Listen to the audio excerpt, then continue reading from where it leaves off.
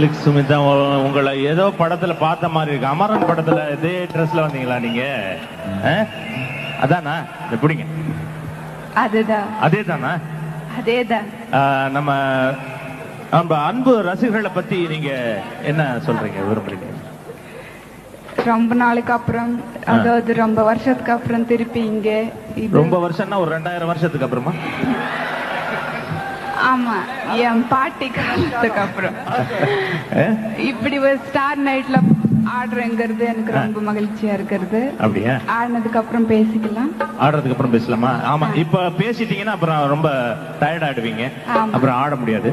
ஆடினதுக்கு அப்புறம் நல்ல சுறுசுறுப்பா இருப்பீங்க, அப்ப பேசலாம்ல? சரி.